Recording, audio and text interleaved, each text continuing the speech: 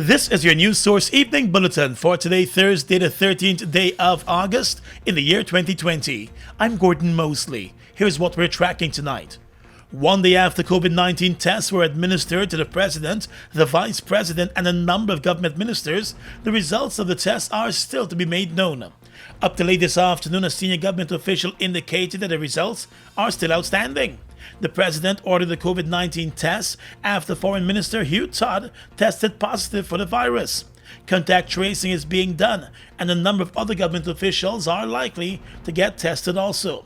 Meanwhile, Minister of Health Dr. Frank Anthony is pushing for more tests to be done, especially in the hinterland region where the numbers have been climbing steadily. Regions 7 and 9 are the current hotspots, with more than 100 active cases each. In a recorded interview with NCN, the health minister said he believes once more testing is done, a clearer picture of the situation in Guyana will be revealed. And we also have programs on the radio to try to help to lift awareness and education about the reasons why you need to stay at home, help us to curtail the spread, and so forth. In addition to that, again, we have ramped up testing in Region 9, and we have been getting those samples out to Georgetown so that we can check to see who are positives and who are not. We still want to have people in this self-quarantine and self-isolation if they are going to comply with the rules. And that is something when the team come out, they will make an assessment of the person's home to see whether they meet some minimum conditions for self-quarantine or self-isolation, as the case might be.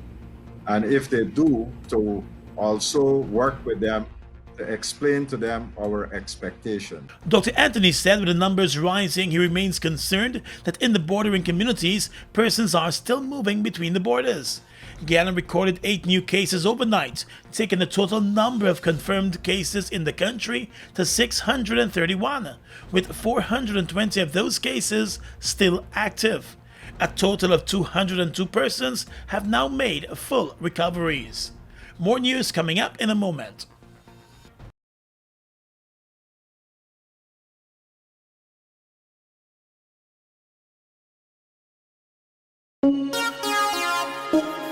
We give thanks for real. You spend all that money on your watch. How much time you spend with your son? So much money in the club. How much you spend with the ones you love? The simple things are your blessings. Cheese, please. Remember Tyrus Riley, this one we aim to please. The music will never ease. Cheese, please.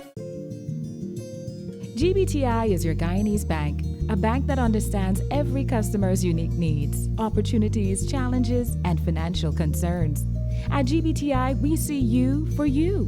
Whether you're buying a new home or car, planning your next vacation or retirement, saving for your child's future, or whether you're ready to take that bold step of investing in your dream business idea, we are with you every step of the way.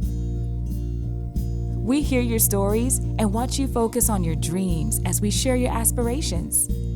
We are more than just banking. We are a family. We are part of your community. Our commitment extends way beyond the walls of our branches and is demonstrated every day in the opportunities we provide to our individual and business customers. The support, time, and commitment we give back to communities across Guyana to help improve the lives of our Guyanese families. Because we see Guyana through your eyes.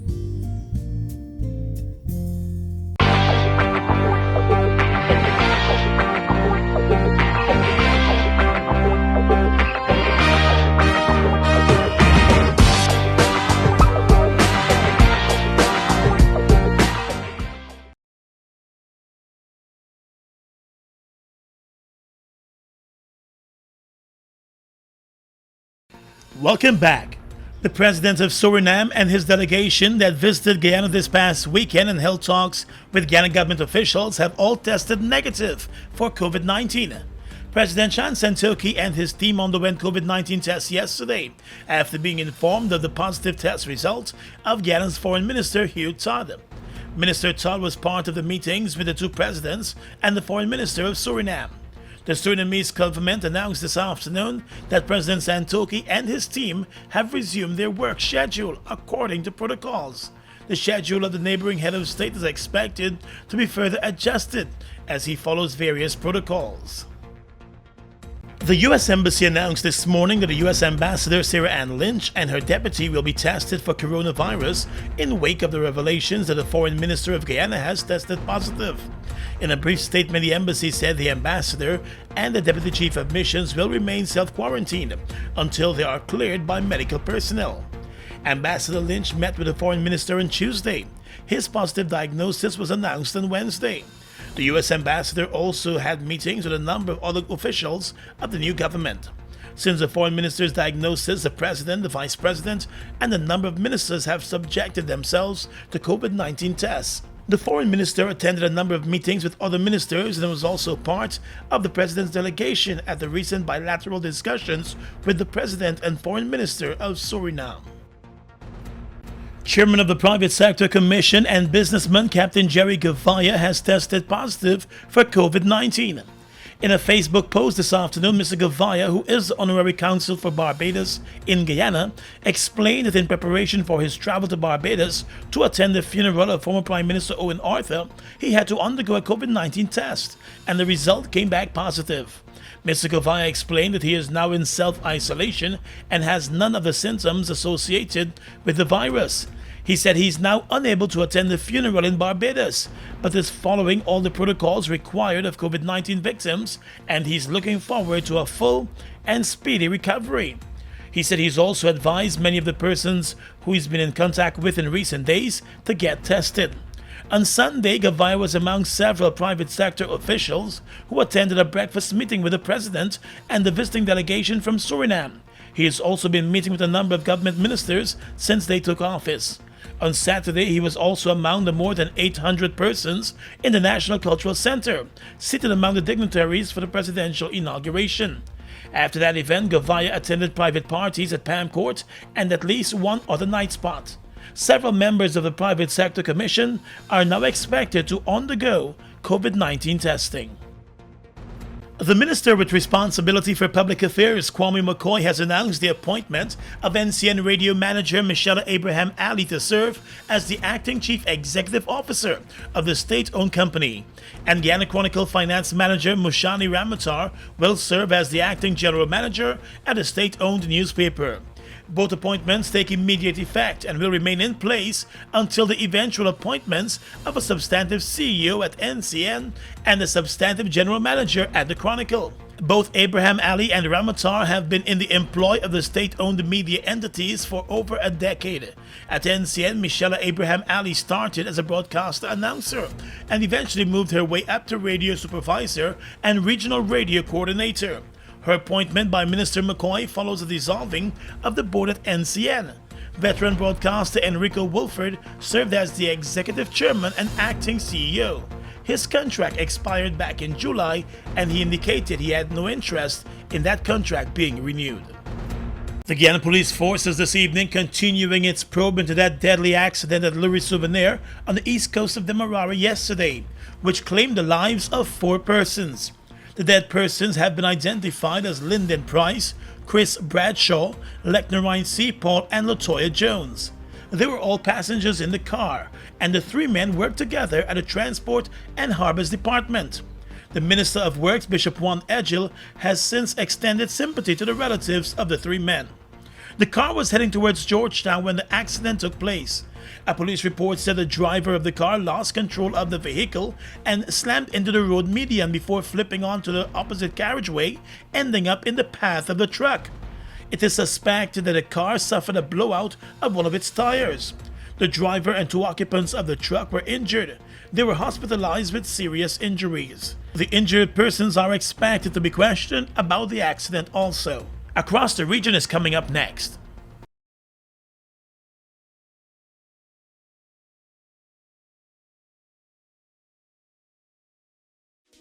Spend $3,000 in fuel at Falls Gas Station between August 3rd and September 30th and get a chance to win over 100 weekly prizes, or $3,000 in our recently renovated supermarket and you can win weekly prizes and one of 2 great food hampers in our summer promotion.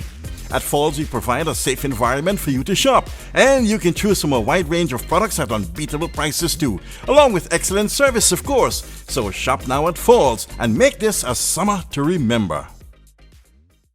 We are legions of men standing strong, but never too proud to stoop and help someone. We must send a clear signal to all. Do right. Walk in upright ways, knowing that's what being a man is all about. And ever aware that things will only get worse when good men do nothing. Stand strong. Be the one to live right. They've made a positive impact on the heavy-duty transportation industry in Guyana since they've arrived.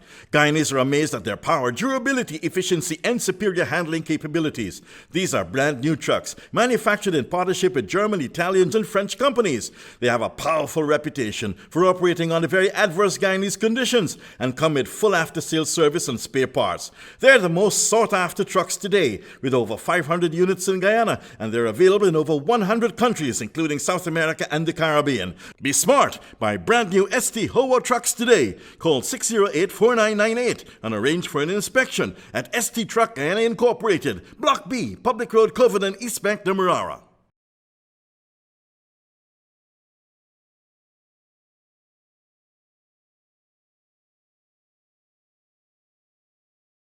Across the region right now, the opposition leader in Jamaica, Dr. Peter Phillips, says the main opposition, People's National Party, is prepared to rescue Jamaica after the 3rd of September was announced as the date for fresh general elections in the country. Nomination day is August 18. The opposition leader said that he knows that Jamaica deserves a better government and the People's National Party is prepared to rescue the country. He said the PNP government would rescue the island from a declining economy that is leaving the majority of Jamaicans and the poorest people behind them. Prime Minister Andrew Holness told Parliament on Tuesday night that he had asked the Governor-General, Sir Patrick Allen, to dissolve Parliament to prepare for the elections. He also told legislators that his 4.5-year administration had done much for the island, including its ongoing navigation through the coronavirus pandemic that has had a significant impact on the country's economy. But Mr. Phillips, who's leading the PNP into the general election for the first time since taking over from former Prime Minister Portia Simpson Miller, said there were a number of issues confronting Jamaicans, including high school fees, poverty, and social displacement. Caribbean health experts agreed on Wednesday that the same urgency being applied to fighting COVID-19 should also be devoted to addressing childhood obesity in the Caribbean. The consensus was reached during a virtual panel discussion conducted by the Heart and Stroke Foundation of Barbados as it launched its Act Now campaign to end childhood obesity. The foundation chairman, Dr. Kenneth Connell, said that governments moved quickly to address COVID-19, but this is a matter that they have been discussing for a long time, and the time is now to take decisive action on childhood obesity. The Pan American Health Organization's representative, Dr. Patrice Lawrence Williams, said there's anecdotal evidence which shows that there was a likely increase in children gaining weight during the lockdown periods that countries implemented as they dealt with COVID-19. The UNICEF communications expert, Dr. Lisa McLean-Trotman, said the issue of childhood obesity went beyond the obvious susceptibility to chronic non-communicable diseases and also had mental health implications. And finally, tonight, international news. Israel and the United Arab Emirates have agreed to normalize relations, U.S. President Donald Trump has announced. A joint statement by Mr. Trump, the Israeli Prime Minister Benjamin Netanyahu, and Abu Dhabi's Crown Prince Mohammed Al Nahyan said they hope the historic breakthrough will advance peace in the Middle East.